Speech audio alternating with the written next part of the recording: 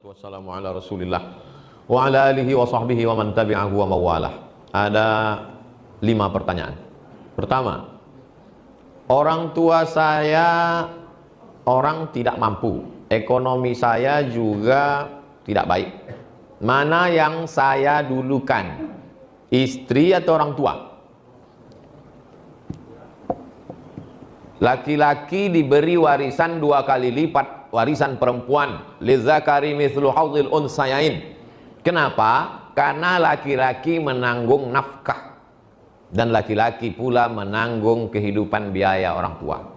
Jadi kalau posisinya emaknya, ayahnya susah, lalu istri, anak juga tanggungan, mana yang didulukan? Tak ada yang didulukan, dikebelakangkan. Karena lapar tak bisa ditunda.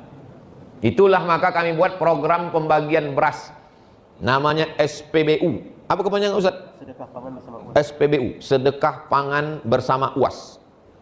Setiap hari Jumat semalam bagi-bagi beras 11 ton 11 ton 300 kilo. Bagi bapak ibu yang mau memberi beras, bawa beras. Yang tak sanggup membawa beras, transfer ke nomor berikut ini. Yang tak sanggup transfer, kami kirimkan relawan kami. Tak mau juga ngasih beras, tengoklah. Bukan saya mengancam, hadis ada. Allahumma ati munfiqan khalafa, kata malaikat. Siapa yang mau bersedekah, maka berilah ganti ya Allah, kata malaikat. Tapi ada malaikat satu lagi berdoa, Allahumma ati mumsikan talafa. Siapa yang tak mau bersedekah, binasakanlah ya Allah. Aku tak percaya hadis tuh. Katanya binasa tetanggaku, tak pernah sedekah. Mobilnya mewah, rumahnya besar. Bukan masalah itu, tak ada barokah. Anak ganteng-ganteng, homo. Cantik-cantik, sakau. Bini selingkuh. Laki dilarikan pelakor. Tak ada barokah hidup. Kita mau cari rezeki itu banyak dan barokah. Jadi kalau pilihan yang antara dua, emak lapar, bini lapar, ada pula orang katakan, durukan orang tua, matilah bini kau. Bagi dua-duanya, makan dulu makanan pokok. Lapar tak bisa ditunda. Itulah awal motivasi kami berkumpul. Saya, Ustadz Al-Nob, sahabat-sahabat 35 orang. Lapar tak bisa ditunda, kita sapu semua nih keliling Pekanbaru, daerah-daerah terisolir yang susah. Mesti nanti baru ke daerah, baru dibawalah ke suku Talang Mama, ke suku Akit, pesantren sampai ke Siak, sampai ke Meranti. Meranti itu dapat 500 kilo 500 kilo tiap bulan. Sungai Pak Ning, jadi mengalir. Ustadz ada dapat beras? Tak ada. Kita bagi-bagikan beras. Jangan pula ragu nanti, ini nampaknya Ustadz Somad ini pakai jas nih, duit beras kami nih. Enggak. Memang ada logonya situ, YTWU, Yayasan Tabung Wakaf Umat. Saya bukan mengada-ngada pakai jas nih. Saya macam dulu pakai koko, pakai sorban, cuman dikasih sama Yayasan Tabung Wakaf nih supaya lebih berwibawa, kata dia. Biar yakin orang saya ustad. Cuma gak pakai jas. Sesudah pakai jas nih yakin bapak ibu saya ustad. Alhamdulillah. Jadi tak ada istilah didulukan ini. Yang penting makan. Tempat tinggal juga begitu. Adapun masalah lebih, yang ini belikan cincin, yang ini belikan tudung, yang ini belikan.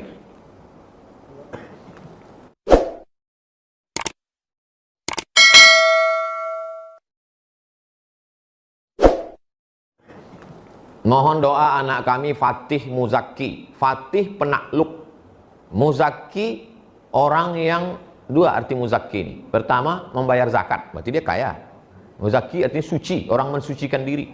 Zulfi, Zulfi artinya perantara aku. Anakku inilah yang akan menjadi perantara aku, bisa memasukkan aku ke dalam surga karena dia anak soleh. Jadi kalau ngasih nama itu begitu, ada maknanya. Nama anak kau siapa? Valentino. Kenapa begitu kau kasih? Entah dulu waktu maknya hamil aku mau ngebut aja bawaannya. Fatih Muzaki Zulfi agar lolos ke pesantren tahfiz Madani, kotanya hanya 6 orang, diperebutkan luar daerah. Nanti di akhir majelis kita berdoa, anak-anak kita semua supaya berhasil sukses dunia akhirat. Yang paling penting dia bertauhid la ilaha illallah. Jangan sampai dia sekuler, liberal, kafir, murtad, munafik. Mohon Ustadz cerita perjuangan Ustadz menuntut ilmu di tengah kesulitan motivasi untuk kami yang sedang belajar. Ini nampaknya berarti tak ikut Instagram saya. Kan udah aku tulis 3 hari yang lalu. Jadi anak-anak Kairo mau ujian, dimintanya lah saya video untuk supaya motivasi belajar, kata dia.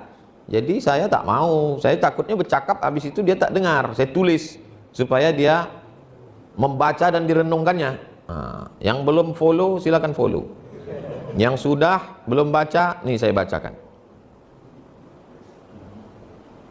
Adik-adik kelas UAS di Azhar mau ujian, mereka minta pesan dan doa untuk motivasi belajar.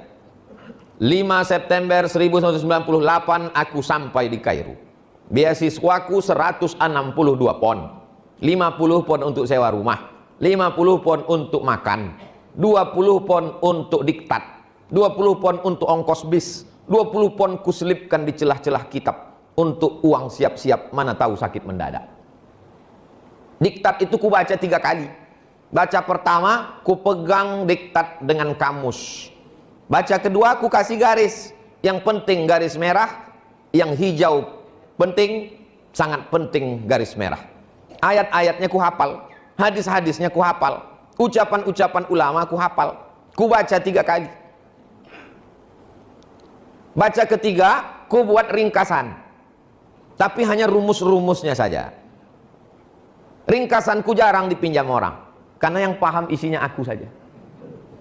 Aku mesti lulus, karena kalau aku tak lulus beasiswaku putus 25%. Kalau aku tak lulus 2 kali beasiswaku putus. Aku tak mau minta duit sampai selesai kuliah. Aku tak akan minta duit. Aku tak miskin, aku cuma merasa cukup. Aku naik tingkat. Tahun 2000 aku pergi haji, masih ada duit $300 yang kubawa waktu datang 1998. Duit itu bertahan. Aku tak pernah meminjam duit. Aku tak pernah mengutang sama orang. Dipukul ombak, diempas gelombang, aku sampai di Makkah. Di bawah hotel Hilton, aku jumpa seorang ustadz terkenal. Kusapa dia, hidungnya saja yang menyahut. Aku sakit hati. Itulah mengapa sekarang kalau aku jumpa orang, kubiarkan dia mengambil gambar. Aku senyum dengan dia, kuajak dia bicara, kudoakan untuk membalaskan sakit hatiku di masa lalu. Tak ada orang memberi aku nasihat. Aku menasihati diriku sendiri. Aku mesti selesai S1 4 tahun. Aku mesti selesai S2 2 tahun. Aku mesti nikah dengan duitku sendiri. Aku mesti S3 2 tahun. Aku mesti profesor. Orang yang membenciku, kudoakan umurnya panjang supaya dia melihat kesuksesanku. Datuk Sri Ulama Setia Negara, Kai Mangku Jaga Dilaga, Profesor Syekh Abdul Somad LCMA PhD, tinggal almarhum. Dah jelas.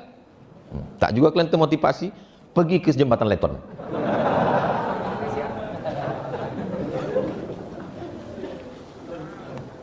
Semoga Ustadz sehat selalu, amin. Sebelumnya mohon doanya untuk kedua putra saya, semoga bisa menjadi penghafal Quran. Nanti di akhir majelis kita doakan semua anak kita jadi penghafal Quran, ya Allah. Ada yang mau saya tanya Ustadz, bagaimana kiat memotivasi anak agar bisa menjadi penghafal Quran? Anak-anak itu tak usah dimotivasi, dipaksa aja. Kau kutinggalkan di pesantren. Tak mau, Mak. Kalau tak mau, kutinggalkan kau di panti asuhan. Kita ini nggak hafal Quran kan karena tak dipaksa orang tua kita kan. Coba kau dipaksanya kita dulu. Hafal Quran kita nih sekarang. Jadi anak-anak itu paksa aja. Nanti dia berterima kasih sama kita, sayang sama kita. Siapa Al-Quran? Sayang bukan dikasihkan dia handphone mahal. Sayang bukan dikasih dia sepeda motor, knalpotnya dipotongnya, selewat dia di masjid, disumpah orang satu masjid. Sayang sama dia bukan dikasih dia mobil, kacanya hitam, dibawanya anak gadis seorang, dia playboy cap tupai.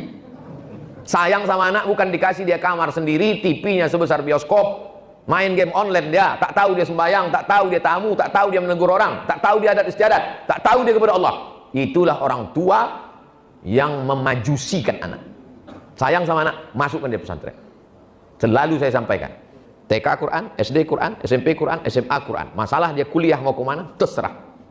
Anak saya, keponakan saya, mesti belajar pesantren. Saya mengantarkannya ke Ihsan Boarding School. Kau mesti di sini nak. Anak adik saya. Nanti sesudah kuliah terserah kaulah. Ibarat pokok kayu sudah siap dilepas ke hutan. Sekarang dalam polybag mesti ikut cakap aku. Kalau mau datang ke rumah aku, jangan pakai celana sempit, jangan pakai celana legging, jangan pakai celana setan. Mesti pakai jilbab panjang. Jadi kita mesti mendidik mereka agak streng sedikit. Saya cakap aja gitu, hati lembut. Karena lembut hati kita lah, maka kita sayang sama dia. Kan mau menyelamatkan dia dari neraka jahanam itu. Adapun orang tua yang lemah lembut baik, papa mau jalan sama pacar, pergilah nak, pergilah. Itulah yang membuat dia jadi hantu. Emaknya kuntilanak.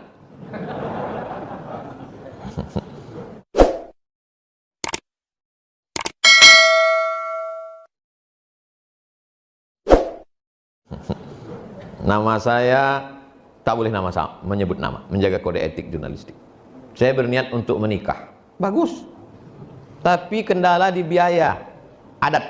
Apakah saya berdosa karena membantah untuk mengikuti acara adat? Karena ini permintaan calon mertua saya. Apa dimintanya? Dimintanya emas secuci tangan. Ini cuci tangan, ha? Mesti penuh emas. Adalah jumpa saya ibu-ibu di Masjid Ar-Rahman. Ustadz, ya bu, anak saya mau nikah. Nikahkanlah, kata saya. Saya mau dia memiliki kepribadian Pak Ustadz. Mobil pribadi, rumah pribadi. Jadi anak itu sekarang, ya saya biarkan aja pacaran dulu. Setiap malam Ahad, Sabtu malam Ahad, dia boncengan, dia pergi, dia jalan-jalan, ibu menanggung dosanya. Dosa apa Pak Ustadz? Cuman makan bakso kok. La ilaha illallah. Mau kadang orang ini makan di daun daripada makan di pinggan. Ini bukan zaman Siti Nurbaya. Orang tinggal di rumah kayu dijolok pakai lidi dari bawah. Ini zaman hantu. Maka kalau kita biarkan anak kita ini, dia akan jadi gondoruo pacaran sama kuntilanak. Anaknya tuyul. Nikahkan. Iyakunu fuqara. Kalau jantan yang datang itu susah, kasih dia modal bantuan. Saya tulis di kertas. Aku Abdul Somad, ini ku kasih cincin sekian gram. Kalau nanti kau mau nikah nak, datang laki-laki itu kurang mampu, jadikanlah ini sebagai maharnya. Anak itu masih kecil lagi, beda sih. Kalau nanti datang laki-laki itu kurang mampu, kasihlah cincin ini sebagai maharnya, supaya mudah kalian menjaga diri dari yang diharamkan Allah. Kalau laki-laki yang datang itu bertuah, rezekinya berlebih, simpanlah cincin ini sebagai kenang-kenangan dari aku. Jangan lupa kau bacakan aku Fatihah. Buatlah aku seperti yang kubuat kepada engkau, buat pula lah anak-anak kau seperti. Ceritakanlah yang kubuat ini kepada anak-anakmu nanti. Dah saya terus. Saya mati ini siap. Saya beli cincin, kan banyak saya dapat batu di mana-mana ceramah, kasih orang batu. Saya ikatkan cincin berapa gram, saya tuliskan. Itu anak perempuan saya. Kalau datang meminang kau nanti laki-laki yang kurang beruntung, tapi dia soleh baik, jadikanlah ini sebagai mahar nikah. Jangan kau minta macam-macam. Tapi kalau dia mampu, cincin ini sebagai kenang-kenangan dari aku, kau doakan aku, kau kirim aku Al-Fatihah. Nah, yang ku buat ini, kau ceritakan pula lah ke anak-anakmu, supaya ingat mereka dengan aku.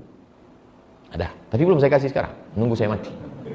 Jadi kalau saya mati, buka mereka, menangislah mereka menengok. Wah, gitu. Ditangiskannya, kenapa cincin itu kecil kali? Bapak-bapak, ibu-ibu yang memahalkan mahar karena hanya untuk dunia, berzina dia, sesudah hamil baru dinikahkan dengan paksa, hidup sekali. Buatlah berarti.